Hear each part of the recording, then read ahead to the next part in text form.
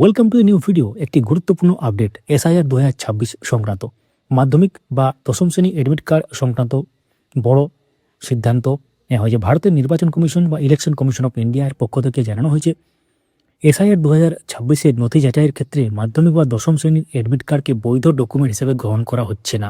সিদ্ধান্ত কেন নেওয়া হয়েছে? 27/10/2025 তারিখে জারি করা ইসিআইয়ের নির্দেশিকায় মাধ্যমিক অ্যাডমিট কার্ড গ্রহণযোগ্য নথির তালিকায় অন্তর্ভুক্ত নয়। সেই কারণেই পশ্চিমবঙ্গ সরকারের প্রস্তাব বাতিল করা হয়েছে।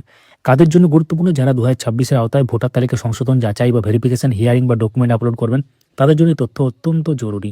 আপনারা স্ক্রিনে দেখতেই পাচ্ছেন যে অফিসিয়াল যে ডকুমেন্ট বা এক্ষেত্রে যে নির্দেশ ইলেকশন কমিশন অফ ইন্ডিয়ার পক্ষ থেকে 15 জানুয়ারি 2026 two chief electoral officer West Bengal Kolkata.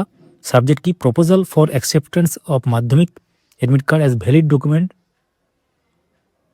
এটা কিন্তু আছে সাবজেক্টে, এবং তারপর তার উত্তরে কী আছে? আমি directed to refer your letter number এত কী আছে?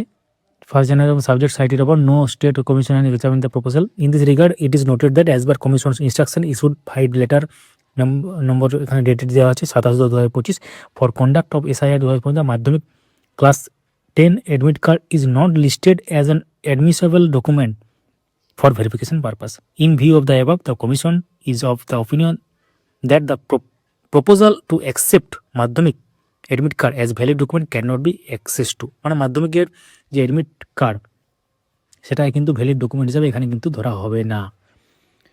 তো চিঠিতে যা উল্লেখ আছে আপনারা জানতেই পারলেন।